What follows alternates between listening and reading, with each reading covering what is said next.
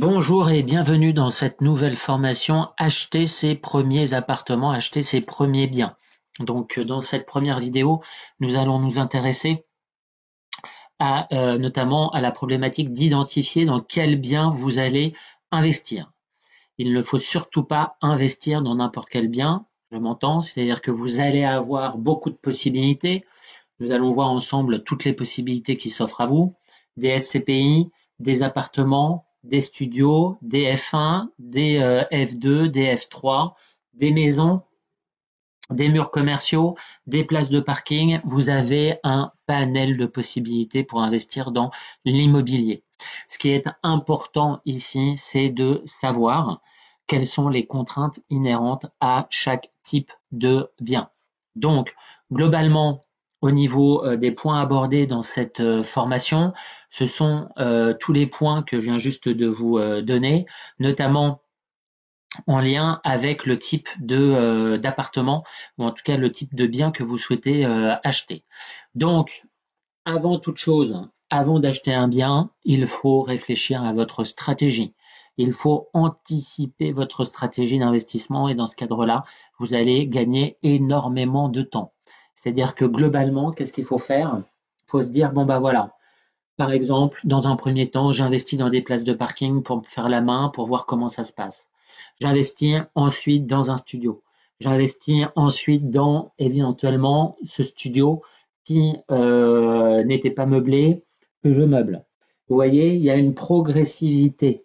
Moi, contrairement à beaucoup de personnes, et notamment de formateurs, je suis pour le côté apprentissage. On est ici pour investir dans un patrimoine, dans votre patrimoine, et l'objectif, c'est de ne pas faire d'erreur. Donc, on apprend progressivement.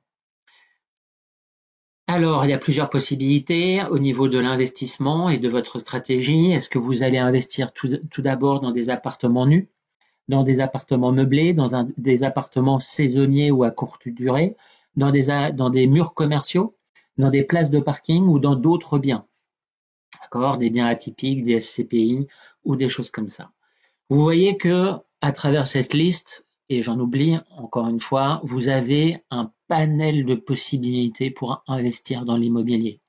Maintenant, la question à se poser, c'est qu'est-ce que vous voulez faire? Donc là, globalement, ce qu'on va voir ensemble, c'est chaque élément, chaque type de bien. J'en oublierai sûrement, mais en tout cas, on verra ensemble les principaux et j'identifierai les éléments obligatoires liés à chaque investissement, les points positifs, les points négatifs, notamment au niveau de la gestion.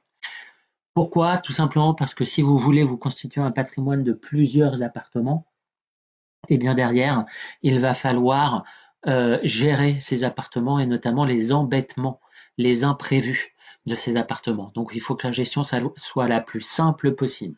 D'accord? Donc, quel type de bien pour quel investissement? Alors, quelle est votre stratégie tout d'abord? Est-ce que c'est une stratégie de rentabilité pure? Est-ce que votre objectif, c'est tout simplement d'avoir des rendements de 15%? Ok? 15%, c'est énorme, mais ça se trouve dans des grandes villes assez facilement, que ce soit Rouen, que ce soit Le Havre, pour des villes que je connais, que ce soit Lyon, vous allez toujours trouver des rentabilités. Et donc là, par contre, ça conduit à des spécificités. C'est-à-dire que si vous cherchez uniquement la rentabilité, il ne faut jamais oublier que la rentabilité rémunère le risque. Donc si vous avez une très forte rentabilité, vous avez un très fort risque. Ok? Globalement, aujourd'hui, si je veux investir dans des appartements où j'ai potentiellement du 15 voire 20% de rentabilité, eh bien, je vais avoir un risque très important. Ça va être notamment dans l'agglomération que je connais plus particulièrement, mais même ailleurs, hein, que ce soit Le Havre, hein, que je connais également, ça va être des endroits un peu sensibles où globalement on n'a pas obligatoirement envie de vivre. Donc ça va être une catégorie de population particulière, ça va être des types de biens particuliers, mais par contre vous allez avoir des rentas de 15 ou 20%. D'accord? Est-ce que c'est une stratégie patrimoniale que vous souhaitez développer? Donc c'est globalement vous constituez un patrimoine de qualité où vous n'allez avoir aucun problème. ou en tout cas très peu de problèmes. Moi, c'est plutôt ma stratégie. Ma stratégie est à la fois de développer mon patrimoine, un patrimoine de qualité, mais à travers des recherches que j'effectue, eh bien, de trouver un patrimoine de qualité, mais à fort rendement. Et ça, on le verra plus tard. C'est notamment en identifiant des biens spécifiques, avec des travaux, par exemple, entre autres choses, mais il y a d'autres éléments qu'on verra dans les vidéos à venir. Mais voilà, stratégie patrimoniale, c'est se constituer un patrimoine de qualité hyper bien placé, qui évoluera dans le temps de façon positive, alors que dans la première stratégie, le prix n'évoluera que très faiblement. Stratégie de complément de revenus, est-ce que voilà, est-ce que je veux 15 appartements ou est-ce que je veux simplement 1, 2 appartements, voire des SCPI? Donc ça, on est plus sur des stratégies de complément de revenus. C'est-à-dire que globalement, est-ce que je veux me faire un salaire? Est-ce que je veux à 45 ans ou dans 5 ans pouvoir ne plus travailler? Ou est-ce que je souhaite simplement un complément de revenus par rapport à mon salaire actuel? C'est-à-dire avoir 300, 400, 1000 euros éventuellement, mais pas beaucoup plus. C'est-à-dire un appartement, 2 appartements ou investir 100 000 euros dans des SCPI. Voilà, donc ça c'est aussi une possibilité. Pour des SCPI, j'ai une formation aussi sur les SCPI, c'est aussi un investissement un petit peu technique. Mais globalement, c'est quelle stratégie vous voulez. Est-ce que c'est une rentabilité pure? Est-ce que c'est patrimonial? Est-ce que c'est un complément de revenu? Est-ce que, encore une fois, vous êtes sur une stratégie d'autonomie financière totale? À quel horizon? Moi, de mon côté, c'est cette stratégie-là que j'ai. Alors, j'ai une double stratégie, c'est-à-dire que ces stratégies ne sont pas exclusives, elles peuvent s'interrelier. Moi, par exemple, à titre personnel, j'ai une stratégie patrimoniale, c'est-à-dire que je veux avoir des appartements de qualité à des emplacements qui sont recherchés en vue d'une autonomie financière totale. Et moi j'ai commencé il y a à peu près 3 ans, et à mes 45 ans, c'est-à-dire en 7 à 8 ans. D'accord? Mon objectif, c'est globalement d'avoir, on va dire, 120 000 à 150 000 euros de loyer sur du patrimoine de qualité. D'accord? Avoir remboursé à peu près 60 ou 70% des investissements que j'ai réalisés et pouvoir avoir très simplement, au final, une rémunération de 3 000 à 4 000 euros par mois. Voilà, c'est ça ma stratégie actuellement que je vais mettre en place, que j'ai mise en place et qui normalement se réalisera dans 3 ans. Stratégie de revenus passifs ou semi-actifs. Donc là, encore une fois, les revenus passifs, l'idéal, si vous êtes sur des revenus passifs sans rien faire, mais passifs, hyper passifs, ce sont les SCPI, puisque vous n'avez qu'une chose à faire, c'est d'aller voir un banquier, de pouvoir sélectionner la SCPI, et après, une fois que vous avez sélectionné, vous investissez, et tous les trimestres, vous avez de l'argent. Ou alors semi-actif, moi je suis comment dire, plus actuellement sur du semi-actif, c'est-à-dire que je cherche des appartements, je les rénove et après je délègue la gestion à une agence immobilière qui réalise tous les éléments, notamment quand il y a des travaux à faire. Voilà. À chaque stratégie, des biens particuliers. D'accord? Stratégie de rentabilité pure, on est sur une localisation très sensible. Stratégie patrimoniale, on est sur de l'hypercentre, on est sur des environnements qui sont très recherchés.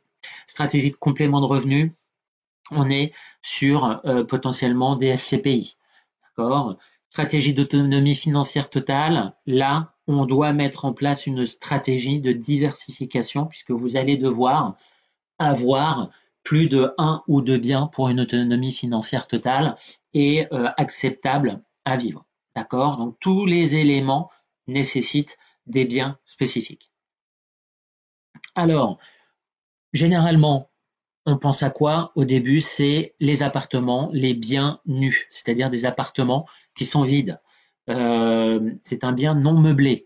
Alors parfois, il y a quelques équipements de cuisine, parfois on a une cuisine aménagée et non pas équipée. La différence, c'est qu'il n'y a pas l'électroménager.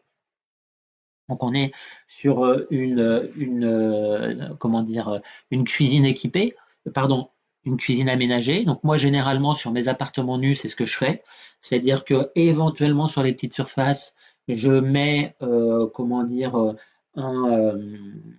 des plaques chauffantes, mais globalement sur des appartements nus, je fais une cuisine aménagée avec un endroit pour tout simplement une gazinière ou pour mettre un combiné four et plaque de cuisson acheté par le locataire. La fiscalité se fait au réel, ça veut dire que globalement vous avez vos loyers moins les charges et moins les travaux que vous avez effectués. Donc à partir de là, eh bien, vous êtes au réel. Généralement, quand on achète des biens nus, l'objectif c'est créer du déficit foncier, notamment la première ou la deuxième année, c'est-à-dire de chercher des biens avec beaucoup de travaux que l'on fait réaliser et qui permet de faire des économies d'impôts, on va dire sur 1, 2, voire 3 ans, si vous avez fait de gros impôts, de gros travaux, pardon. Ensuite, intérêt, comme je disais, c'est le déficit foncier. Donc ça, c'est important parce que globalement, vous allez avoir une stratégie qui va être particulière. C'est-à-dire que quand on va avoir, et ça on le verra dans d'autres vidéos de la formation, hein, faut pas aller trop vite non plus. Là, on est sur le type de bien, mais vous allez voir que l'achat de biens nus devra se faire dans le cadre d'une SCI, obligatoirement, pour que la fiscalité soit la plus faible possible. D'accord? Donc ça, c'est un élément important. Ensuite, eh bien, il y a les appartements meublés. Donc meublés, on va dire, de long terme, c'est-à-dire à l'année. Donc généralement, ce sont des baux de 1 an renouvelables par tacite reconduction. Donc c'est des appartements où il y a tout le confort. Donc on verra qu'il y a une liste d'éléments qui doivent être obligatoires dans les meublés et qui est régie par la loi. Donc des obligations légales, donc on va voir la liste tout à l'heure. Ce qui est intéressant, c'est que le rendement locatif est supérieur, c'est-à-dire que par exemple, vous avez un studio, moi par exemple, j'ai un studio qui est vendu nu, enfin qui est loué nu, pardon. Je le loue 395 euros. Globalement, si je le louais meublé, je serais plutôt autour des 445, 450 euros, c'est-à-dire que je gagnerais 50 à 60 euros par mois. Donc ça, c'est intéressant, notamment quand on va voir le banquier, puisque ça gonfle la rentabilité du bien. D'accord. Donc ça, c'est un élément important, donc une plus forte rentabilité. L'une des spécificités quand on est en meublé, c'est tout simplement qu'on est imposé et que les bénéfices sont des bénéfices industriels et commerciaux. Ça veut dire que ce n'est pas affecté à vos revenus salariaux. Et intérêt aussi du meublé, c'est l'amortissement. D'accord? C'est-à-dire que vous pouvez amortir le bien. Donc là, il faut faire appel à un expert comptable, tout simplement parce que comment dire, il y a des règles comptables strictes et il ne faut pas faire n'importe quoi. Moi, je vous le conseille très fortement. J'en ai pris un, ça vous coûtera 400 ou 500 euros, mais l'intérêt, c'est que vos comptes sont nickel. L'intérêt du meublé, c'est que il y a la notion d'amortissement du bien. C'est-à-dire que globalement, vous achetez un bien immobilier, vous l'amortissez sur 30 ans. Donc globalement, 3% de la valeur du bien est déductible des loyers. Donc c'est une charge fictive mais qui permet en fait d'augmenter les charges et d'être en déficit pendant un certain nombre d'années, 5, 6, 10 ans. Et donc ça veut dire que pendant 10 ans, voire même plus, moi je suis à 15 ans, je ne paie pas d'impôt sur les appartements que j'ai en meublé. Donc ça, c'est des règles comptables que l'on verra également par la suite dans les vidéos de cette formation. La liste du mobilier obligatoire pour le meublé, donc c'est un décret d'application de la loi Allure. Donc la literie, les volets, stores qui doivent être obligatoires, notamment pour que les gens puissent dormir. Les plaques de cuisson obligatoires dans du meublé, four micro-ondes, réfrigérateur. vaisselle, ustensiles, tables, étagères de rangement, luminaires, matériel d'entretien. Donc, obligatoirement, vous avez tous ces éléments-là. J'apporte votre attention sur le fait que dans le meublé conventionnel, la télévision n'est pas obligatoire. D'accord? L'objectif, c'est tout simplement eh bien, que l'individu qui rentre puisse avoir une vie entre guillemets normale, avoir tous les éléments de confort, mais la télévision n'est pas obligatoire. Autre élément dans ce type de location, le dépôt de garantie qui est versé par le locataire ne peut être supérieur à 2 mois de loyer hors charge. Donc ça, c'est important. Moi, sur certains meublés, quand je vois que c'est possible, je prends 2 mois. D'accord? Parfois, je prends que 1 mois, ça dépend, mais je teste quand même le 2 mois parce que ça vous fait de la trésorerie supplémentaire et c'est toujours intéressant. Quand je loue un appartement 400 euros hors charge, eh bien, je préfère avoir en plus un chèque de 800 euros de caution plutôt que 400. Tout simplement parce que ça permet de gérer une trésorerie beaucoup plus facilement. D'accord? Ensuite, autre possibilité d'investissement, ce sont les appartements saisonniers ou en courte durée, donc de quelques jours à quelques semaines.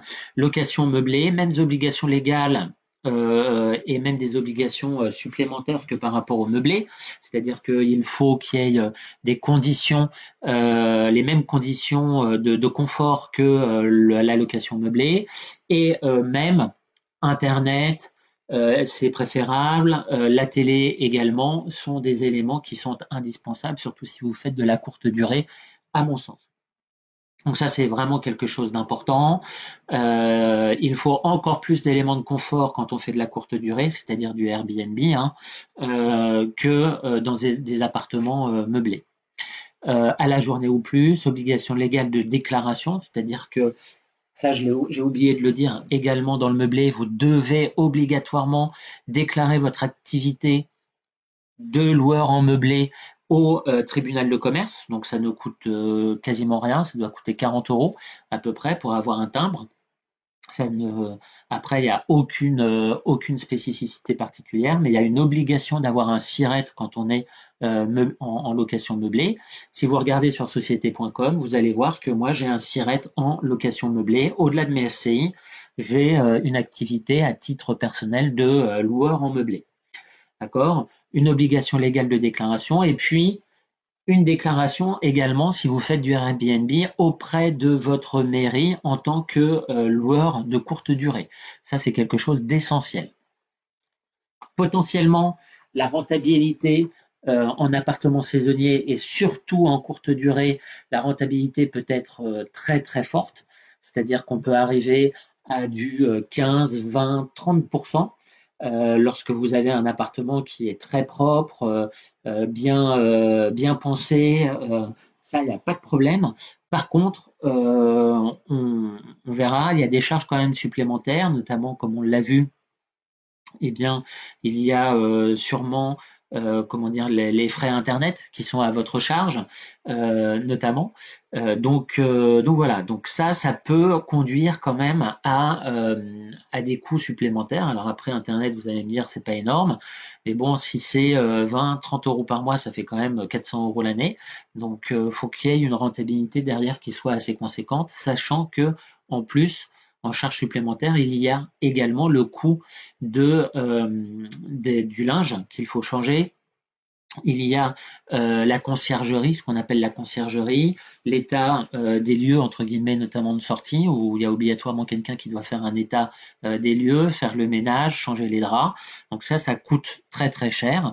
Vous allez voir au niveau de la conciergerie. Donc voilà, la courte durée peut être très rentable, mais maintenant c'est dans des environnements très particuliers, très spécifiques. Beaucoup de suivi est nécessaire. Obligatoirement, vous suivez les réservations sur Airbnb ou sur Booking. Vous suivez également si le ménage est bien fait, tous ces éléments-là. Donc oui, il y a une rentabilité très forte, mais par contre derrière, potentiellement très forte, mais par contre derrière, il y a un engagement pour vous qui va être conséquent également. Donc ça ne correspond pas à tous les profils. notamment des profils qui ont peu de temps disponible. Là, ça me paraît un peu compliqué. Ensuite, autre élément dans lequel j'ai, à titre personnel, investi, ce sont les murs commerciaux. Alors les murs commerciaux, il y a plusieurs possibilités. Soit vous achetez quasiment des murs, donc ce que j'ai fait également, donc des murs, des cases, des murs commerciaux, soit vous achetez des parts de SCPI qui correspondent derrière à des bureaux ou à des murs commerciaux. Alors c'est une location à des professionnels conduisant à des obligations particulières. D'accord, je vous renvoie à la formation sur les murs commerciaux. Je ne vais pas rentrer dans le détail puisqu'il y a une formation de plusieurs heures qui est dédiée aux murs commerciaux, mais il y a des obligations particulières spécifiques aux murs commerciaux. Une fiscalité également, qui peut être particulière. Alors moi, j'ai intégré ça dans une SCI soumise à l'IS, donc du coup j'ai des amortissements, mais il y a une fiscalité particulière dans le sens où vous êtes collecteur de TVA, c'est-à-dire que vous devez après rendre la TVA à, l'État. Il y a potentiellement un amortissement et il y a également la taxe foncière qui est payée par le locataire et non pas par vous. Ensuite, l'expert comptable est obligatoire, ça je n'y couperai pas, donc c'est un coût de 500 € supplémentaire. La rentabilité peut être intéressante puisque vous ne payez pas la taxe foncière. Et donc là, ça augmente la rentabilité du bien. La localisation est essentielle, le prix est parfois très important. Vous verrez dans ma formation sur les murs commerciaux que il faut privilégier notamment les emplacements numéro 1 dans les villes secondaires et pas obligatoirement dans les villes très fortement dynamiques, tout simplement parce que les prix sont sont très chers. C'est-à-dire que globalement, pour un 50 mètres carrés en hyper centre-ville, vous allez acheter des murs 400 000 € alors que ça va vous rapporter 20 000 € de loyer. Donc la rentabilité n'est pas intéressante. Donc ce qu'il faut faire, c'est mettre en place une stratégie particulière pour avoir une rentabilité au minimum de 7% net dans votre poche pour que ça soit rentable. Et donc ça, je vous l'explique dans une vidéo. Alors, autre élément, ce sont les places de parking. Alors, place de parking, je vous renvoie encore une fois à la formation place de parking, mais globalement, vous allez voir qu'il y a des places de parking extérieures, des places de parking intérieures, il y a également des box. Tous ces éléments-là ont des caractéristiques particulières, avec des petits prix, normalement, qui vont de 3 000 € jusqu'à 45 000 € dans des grandes agglomérations. Les obligations sont faibles, puisque ce n'est pas un élément essentiel à la vie des individus. Donc ça, c'est super pour le propriétaire. Vous avez beaucoup de droits par rapport au locataire et très peu d'obligations d'entretien, puisqu'il n'y a pas d'entretien à avoir, quasiment pas. Le préavis en plus est limité, c'est généralement 1 mois. Donc si vous voulez récupérer une place de parking, vous faites un préavis, c'est 1 mois. Et généralement, il n'y a pas de problème pour les relouer. La rentabilité n'est pas exceptionnelle, elle est acceptable. On est autour des 6%. D'accord. Dans ma formation, je vous explique aussi comment arriver à des rentabilités de 8-9%. Mais c'est des choses c'est une méthodologie un peu particulière pour avoir une rentabilité de 9% sur des places de parking très bien situées. La localisation est essentielle, donc ça c'est un élément essentiel à prendre en considération. D'accord? Donc voilà, maintenant il y a bien évidemment d'autres biens, des biens atypiques. Donc des biens atypiques, moi j'ai acheté par exemple un appartement qui était une ancienne loge de gardien. Donc j'ai acheté ça au syndic, à la copropriété d'un immeuble. Donc là, ça faisait 10 ans qu'il n'était pas habité. Il y a dû avoir des modifications du règlement intérieur, des modifications et des éléments au niveau de la mairie. Alors moi, je me suis occupé de rien, ce sont les notaires, mais ça fait partie des biens atypiques. Des caves aussi, les caves. Moi, j'ai acheté des caves. Une fois, voilà, tout simplement, j'ai demandé des biens rentables et un agent immobilier m'a proposé 2 caves, des caves dont une était louée, donc des caves saines, c'était quasiment des box, dont une était louée son agence immobilière, notamment pour entreposer du papier et des dossiers, l'autre était libre. Aujourd'hui, cette autre cave qui faisait 40 mètres carrés, je la loue à une avocate qui a besoin d'espace, notamment pour ses dossiers papier. Et globalement, c'est une rentabilité de l'ordre de 20%. C'est-à-dire que je les ai achetés 10 000, plus les frais de notaire, ça a dû me faire 12 500 euros. Et aujourd'hui, je loue ces deux caves 200 euros par mois. Donc ça peut être aussi assez intéressant, sachant que au final, c'est des petits montants, mais qui permettent de générer du cash flow assez intéressant, puisqu'aujourd'hui, je rembourse 70 euros par mois et j'engrange 200 euros dans ma poche. Donc ça veut dire 130 euros de cash flow pour moi. Des greniers aussi qui peuvent être intéressants. En tout cas, il y a plein de types. Ce qu'il faut, c'est être ouvert et il ne faut pas hésiter à aller voir un agent immobilier en disant voilà, je veux des biens rentables. Moi, ce que je veux, c'est une rentabilité. Qu'est-ce que vous avez comme bien rentable du 10, 15, 20%, et vous allez avoir des biens qui sont atypiques, tout simplement. Vous achetez pas, c'est à vous de voir. C'est particulier, mais ça permet de booster un peu la rentabilité de votre patrimoine, sachant que la localisation est toujours essentielle. Moi, je vois par exemple pour mes caves, j'ai choisi un emplacement de cave qui était central. C'était sur l'une des rues les plus huppées de Rouen, pas hyper centre, mais vraiment bien placé, ce qui m'a permis d'avoir, notamment dans un quartier où il y a beaucoup d'avocats, ce qui m'a permis d'avoir et de trouver notamment un locataire assez facilement. Après, les autres biens, appartements localisés dans les zones sensibles, moi personnellement, je ne fais pas parce que j'ai pas envie de m'embêter, même si les rentabilités peuvent être de 15-20%. Voilà. Moi, quand je vois certaines personnes dire qu'ils ont des appartements pour 15 ou 20 000 euros et qu'ils ont des rentabilités de 15-20%, il n'y a pas de mystère. C'est dans des zones qui sont peu dynamiques et qui sont très sensibles. Parce que quand on est dans un endroit, dans un emplacement numéro un et dans une grande ville, on n'arrive pas à trouver des appartements à 15 000 euros. Ça, je vous le garantis. J'ai essayé de voir dans toutes les villes importantes, un peu cotées, ça ne se fait pas. Alors, pour les biens atypiques, pour les autres biens, l'objectif, c'est bien évidemment la rentabilité.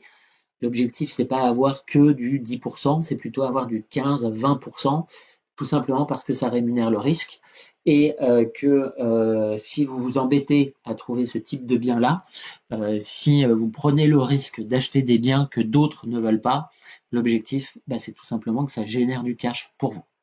D'accord? Alors, petite synthèse. Globalement, au niveau de la rentabilité, au niveau de la gestion, tous les biens que je vous ai présentés ont besoin de peu de gestion, notamment lorsque vous faites appel à une agence immobilière. Par contre, la location saisonnière, elle, demande beaucoup de gestion. Donc ça, c'est vraiment particulier. Donc, faut avoir beaucoup de temps disponible. Et puis là, à titre indicatif, donc ça, c'est globalement ce que l'on constate. Moi, j'essaye de booster, et c'est l'intérêt de mes formations, c'est de booster cette rentabilité. Mais globalement, la rentabilité pour les appartements nus, c'est entre 5 et 9%. Pour le meublé, c'est entre 6 et 10%. Pour la location saisonnière, voire à courte durée, on est autour des 15%. Pour les murs commerciaux, on est entre 7 et 12%. Les parkings, 5-8%. Et les autres biens de 8 à 25%. Les SCPI, elles, sont entre 3,5 et 7%. Donc, globalement, voilà toutes les possibilités d'investissement, et il y en a encore d'autres, je n'ai pas pu tout vous donner, mais voilà, dans cette formation sur l'acquisition des premiers biens immobiliers, la construction, le début de construction de votre patrimoine immobilier, eh bien vous avez toutes ces possibilités-là. Maintenant, ce qu'il faut, c'est avoir une sensibilité particulière avec les biens que vous allez acheter. Et moi, aujourd'hui, dans cette formation, eh bien, je vais vous éclairer sur comment acheter vos premiers biens et notamment vos premiers appartements, ce à quoi il faut faire attention par rapport à votre stratégie d'investissement. Donc, avant toute chose, je vous souhaite une très bonne réflexion par rapport à votre stratégie d'investissement. Réfléchissez à l'ensemble des biens et des rentabilités et également des contraintes en termes de gestion pour votre stratégie, pour la construction de votre stratégie. Je vous donne rendez-vous dans la prochaine vidéo qui portera notamment sur investir, mais pas dans n'importe quelle ville. Donc, je vais vous expliquer comment, de mon côté, j'identifie les critères qui me permettent de localiser les villes dans lesquelles je souhaite investir. Puisque aujourd'hui, vous voyez tout et n'importe quoi, des classements qui ne veulent strictement rien dire. Donc, je vais vous expliquer quels sont mes critères de choix de villes où il faut investir. Donc, je vous souhaite encore une fois une bonne réflexion et je vous dis à la prochaine vidéo, c'est-à-dire à très bientôt.